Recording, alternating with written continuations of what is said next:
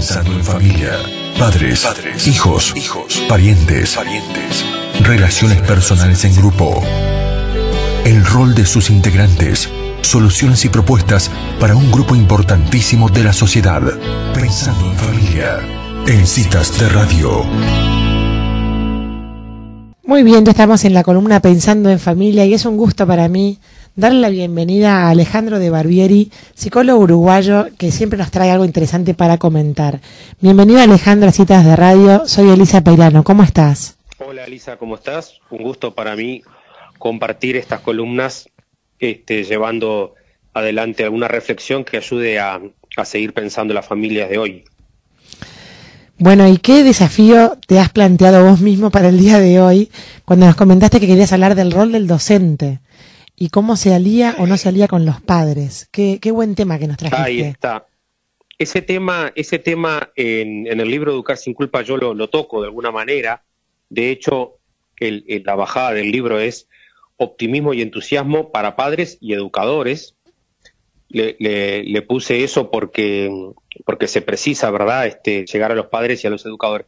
Y el tema de la alianza me parecía fundamental porque lo que uno ve, y a veces dando talleres para educadores, por eso fue que se me ocurrió este tema para hoy, lo que uno ve es que a veces muchos profes me dicen, Ale, no nos podés pedir que hagamos más cosas.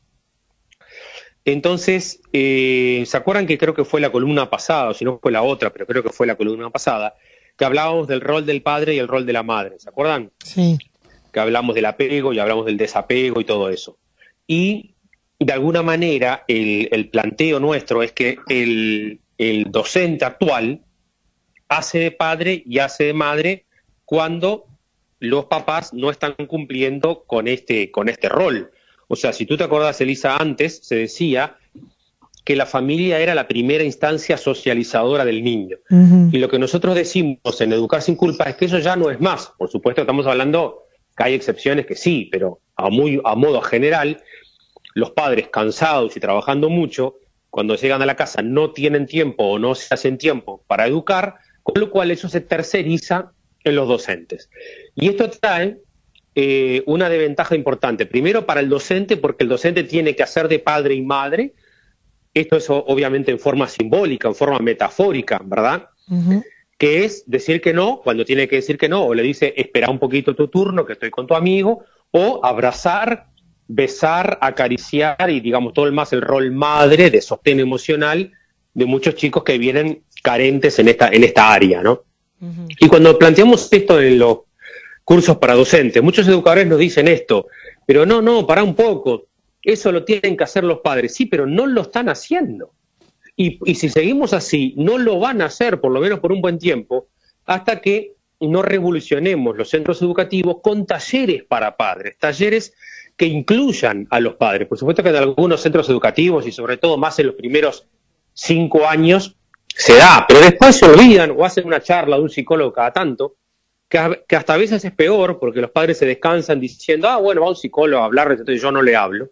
Entonces, esto es lo que estamos reflexionando hoy. Primero es cómo trabajar con los docentes para que si el padre no hizo de padre y el docente tampoco, a ver, la reflexión es esta, si el padre no hace de padre, la madre, no, los padres no hacemos de padres y los docentes tampoco, entonces el niño queda huérfano. ¿Huérfano de qué? Huérfano de las habilidades socioafectivas o socioemocionales para manejarse del mundo.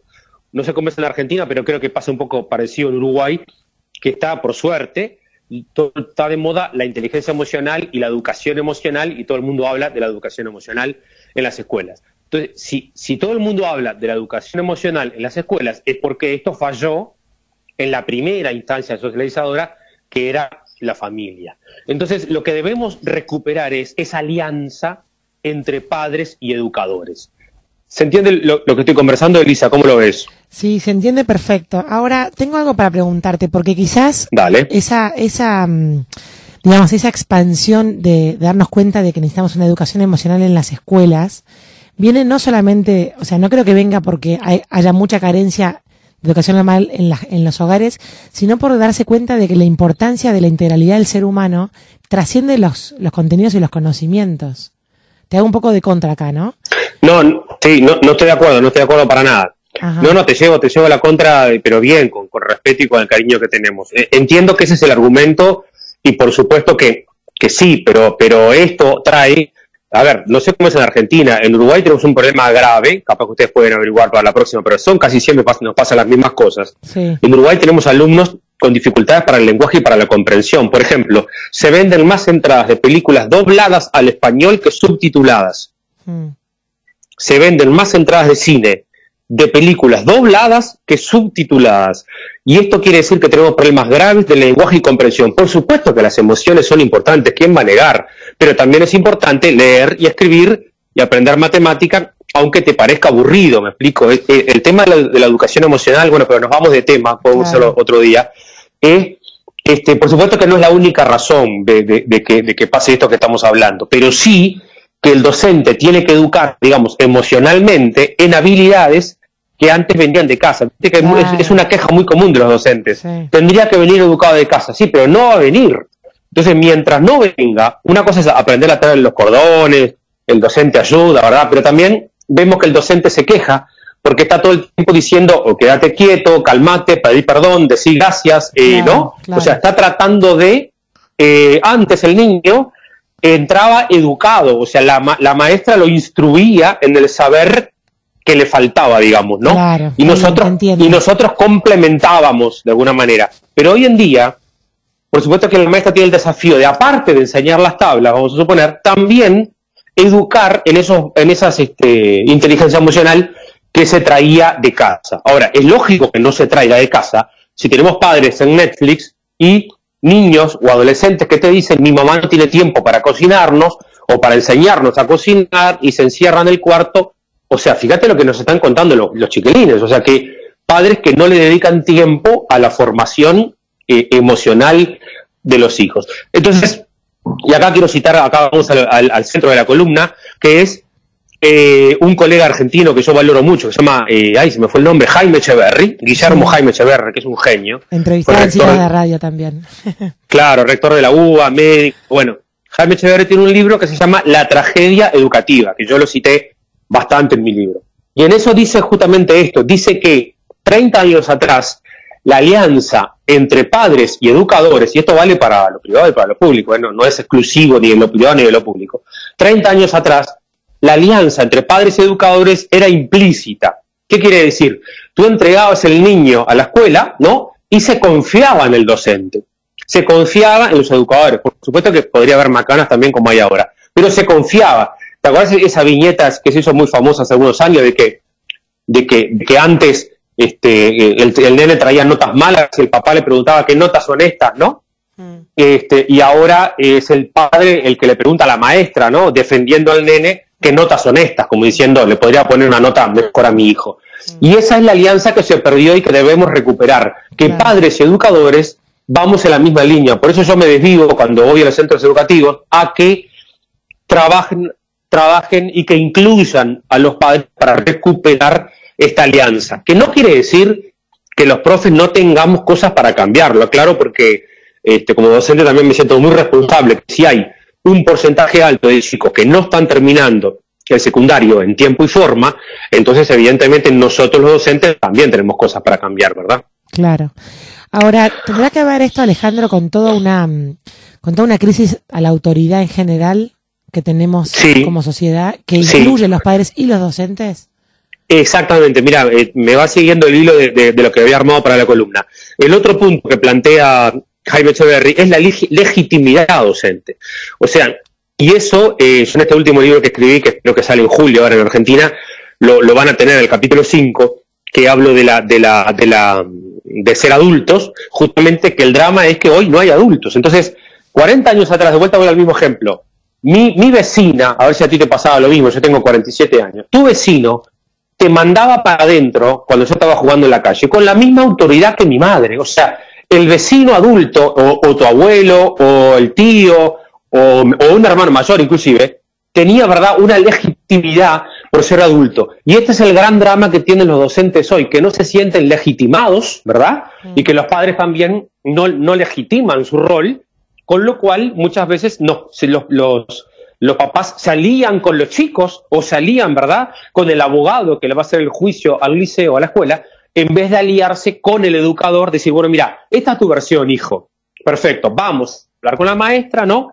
Porque viste que a veces los padres van y le dicen, mire, maestra, que mi hijo dijo tal cosa, y yo le creo a mi hijo, viste ese tipo de, yo le creo que él no me miente. Entonces la maestra, cuando doy cursos para ellas, les digo, maestras, tienen que tener santa paciencia, autorregulación emocional para recibir a esos papás y poder explicarles que tú también le crees al hijo, pero que él le dijo tal cosa, le pegó al compañero porque el otro le pegó, y que es un buen chico y que va a salir adelante. Y claro que las maestras, esto es lo que los cansa, y esto es lo que lleva al burnout, y esto es lo que lleva a que muchas veces los maestros terminan poniéndole una nota para que el padre no lo moleste. O sea, no terminan poniendo la nota que el niño merece de verdad. ¿Me explico? Que le fue mal y tiene que tener una nota baja. No, dice, ay, este padre es complicado, chao, le pongo una nota para que, si no me va a pedir una entrevista. Entonces, por eso que yo insisto en que si trabajamos con los papás, podemos ayudarlos a que recuperen su rol y que por lo tanto eso también legitime el rol docente y que el docente no tenga que seguir suplantando el rol de padre y madre, digamos. Bien, te sigo haciendo preguntas. Dale. El niño también, me parece que parte de la crisis de autoridad viene con la crisis de la educación que estamos teniendo, sí, con el modo en que se educa a niños que a veces aprenden de otros lugares y no solamente en la escuela como por ahí pasaba antes, ¿no? ¿A qué me refiero? Al acceso a la tecnología, a que en realidad hay muchas veces que los padres se sienten, como decís vos, sin la autoridad natural de ser padres porque no entienden cosas que los chicos entienden en algunos campos de la tecnología, entonces se corren de ese lugar. Entonces me parece que hay como una crisis de la educación que también engloba a esta relación que vos estás planteando entre padres y docentes. Y es parte como de la misma crisis, ¿se entiende lo que digo? Sí, ahí hay una cosa, sí, totalmente. Ahí hay una cosa que también es claro, ¿no? Porque yo veo que mis hijas usan el iPad o usan una tablet, pero saben poco, ¿no? No saben tanto como nos quieren creer que dicen. La verdad que por supuesto que hay excepciones, pero de un modo, el iPad o la tecnología es una herramienta. Claro. Nosotros tenemos que darle a los chicos utilizar, por supuesto que aprenden internet, manejan inglés, ¿verdad? Nuestros hijos, impresionante, gracias a YouTube y a Netflix, obviamente que eso es una gran ventaja. Pero de ahí que vamos a lo mismo, de ahí que el docente no puede competir, ¿verdad?, con Netflix o con YouTube. Que eso es algo muy importante, de que obviamente los youtubers tienen un montón de cosas así como muy de estimulación, y a veces el docente tiene que dar algo que de repente es un poco más aburrido. Pero eso es muy importante porque tenemos que ayudar, supuestamente, a que nuestros hijos incorporen la paciencia, incorporen la perseverancia, incorporen la calma, todo lo que plantea el mindfulness, que si son chiquilines educados, tan hiperestimulados, ¿no? Entonces al final terminan pensando que la educación tiene que ser una hiperestimulación. Y la verdad que no. O sea, en algunas cosas sí, podemos aprovechar esas ventajas para que hagan, no sé, cosas que sean más atractivas, pero también, mientras tengamos problemas en leer y comprender un texto, mira lo que te estoy contando, entonces todo lo demás, después los chilenos estos salen al mercado de trabajo y muchas veces se frustran porque, claro, no tienen las herramientas para poder seguir proyectándose, ¿no? Claro, claro.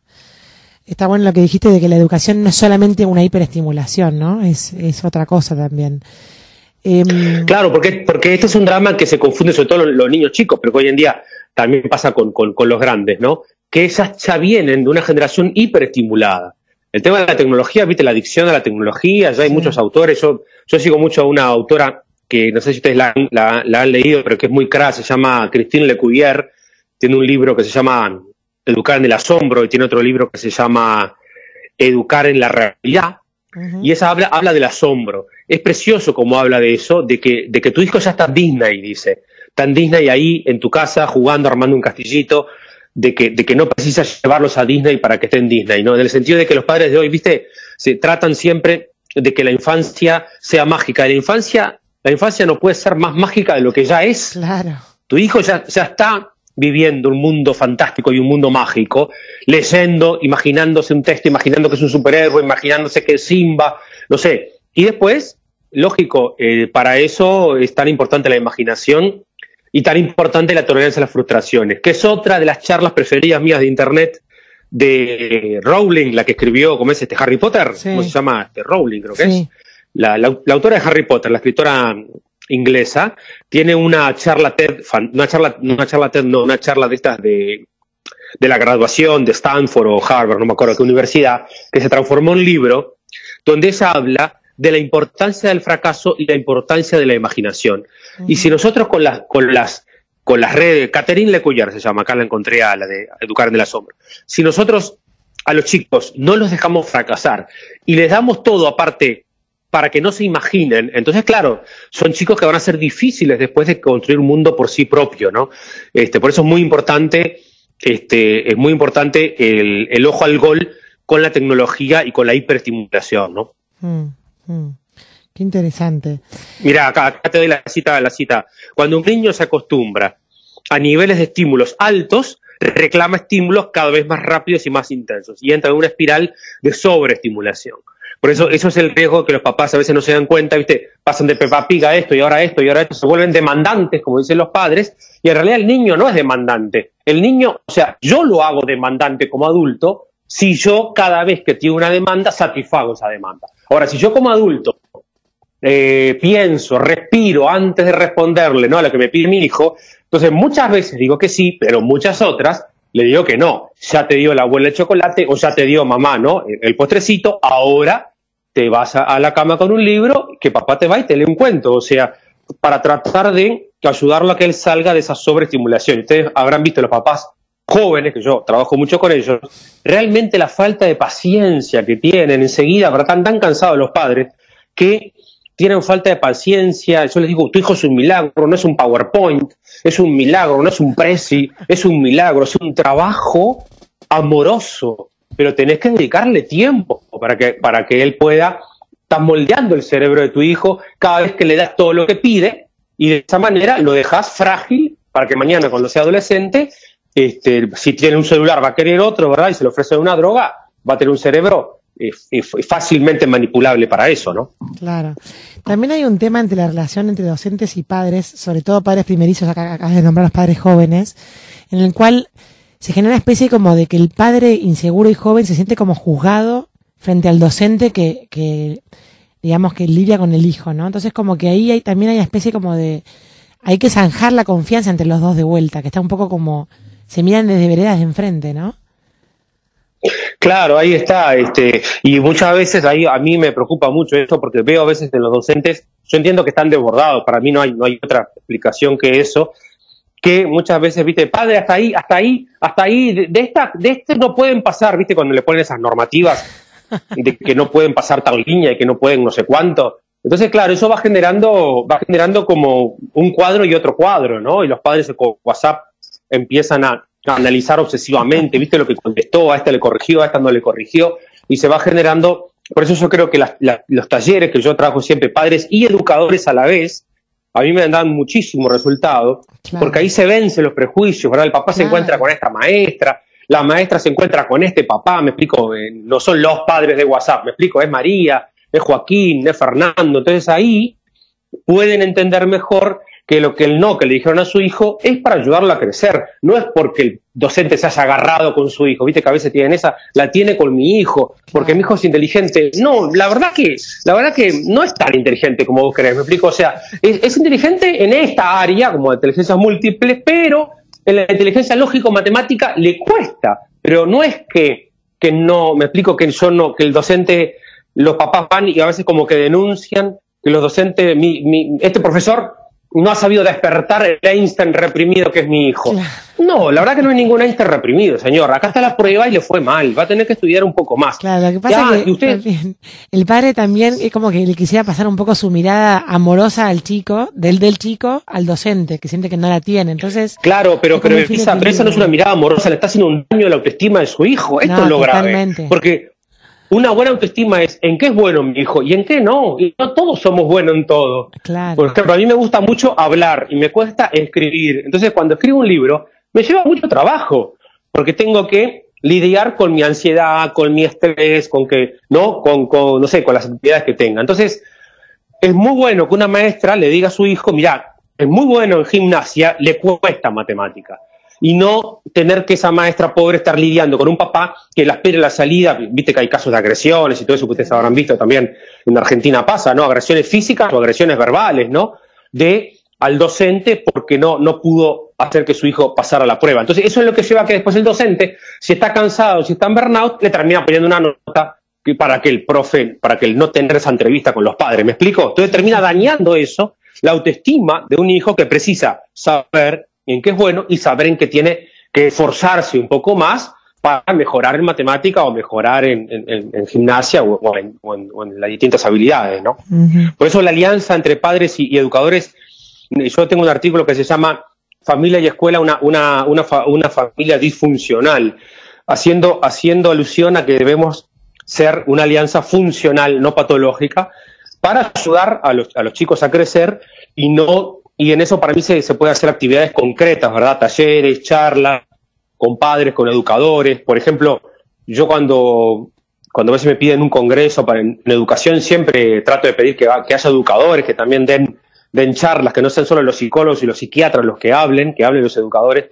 que se les dé una voz para que se legitime su rol, ¿verdad? Que está tan desprestigiado. Buenísimo, Alejandro, muy interesante. Bueno, gracias a ustedes, muy lindo. Siempre esta columna con ustedes, y como dice Fernando Sabater, para terminar, dice Sabater, nos tiene que importar mucho que el vecino salga bien educado. Mirá qué lindo esto. Nos tiene que importar mucho como sociedad que tu vecino y como maestra que tu alumno de la otra clase también salga bien educado, y esto va en contra del individualismo que vivimos hoy. Yo creo que parte de los problemas que tenemos hoy es que estamos en una sociedad muy individualista, entonces se pierde el sentido comunitario, ¿no? Claro. Vamos por esa alianza entre padres y docentes. Muchísimas gracias, Alejandro. Muy bien. Barbieri, por gracias a ustedes. Un saludo grande. Nos vemos en 15 días. Adiós. Abrazo grande. Chau, chau. Bueno, y así pasaba el psicólogo uruguayo hablando de estos temas que son tan vigentes y tan difíciles al mismo tiempo. Cómo recuperar la confianza en esa alianza entre padres y educadores.